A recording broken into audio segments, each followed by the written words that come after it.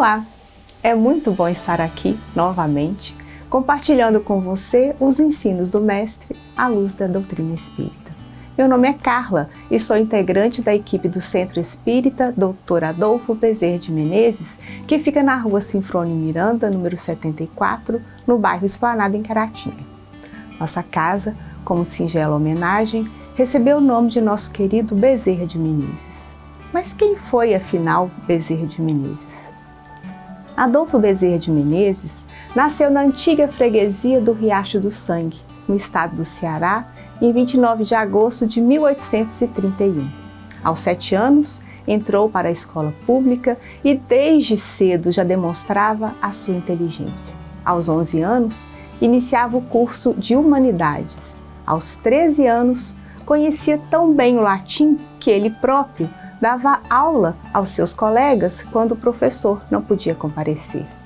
Bezerra queria tornar-se médico, mas dificuldades financeiras não permitiam que seu pai o ajudasse.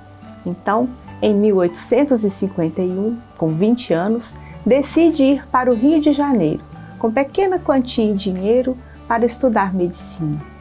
Sua vida de estudante não foi fácil e era necessário que vivesse na mais completa simplicidade. Certa ocasião, se sentia muito aflito, pois estava com os pagamentos do aluguel do seu quarto em atraso e não sabia o que fazer, quando lhe surge um rapaz solicitando que lhe ministrasse aulas de matemática. A disciplina não era das preferidas de Bezerra, mas diante da necessidade, decide-se por dar as aulas ao rapaz que insistiu em pagar adiantado.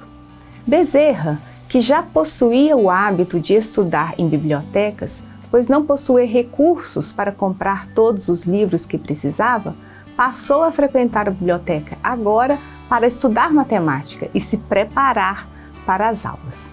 Mas o aluno que ele não conhecia nunca apareceu. Depois desse fato, Bezerra passou a confiar um tanto mais na providência divina. Bezerra de Menezes formou-se em 1856 pela Faculdade de Medicina do Rio de Janeiro.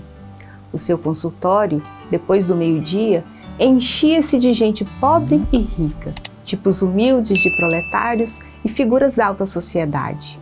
Cobrava apenas daqueles que pudessem pagar e ainda, com o dinheiro que ganhava, ajudava os doentes com a compra de alimentos e remédios. Receitava pelo coração e pela mente. Pelo coração, conselhos cristãos. Pela mente, homeopatia, água fluídica e passes. Cada doente deixava seu consultório satisfeito, melhorando, pois que havia deixado lá dentro o seu peso, a sua tristeza, algo que o oprimia. Em 1875, recebe de um amigo um exemplar de O Livro dos Espíritos e assim se referiu a esse fato. Deu-me na cidade e eu morava na Tijuca, a 1 hora de viagem de bonde.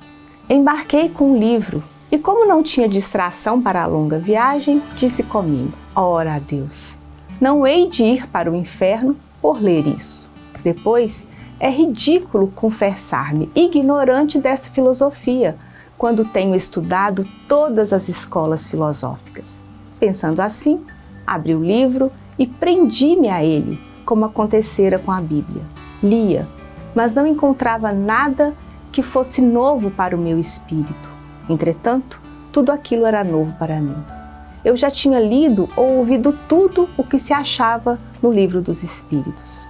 Preocupei-me seriamente com este fato maravilhoso e a mim mesmo dizia: parece que eu era espírita inconsciente, ou mesmo, como se diz vulgarmente, de nascença.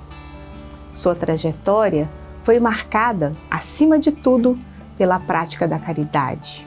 A caridade em seu sentido mais amplo e profundo.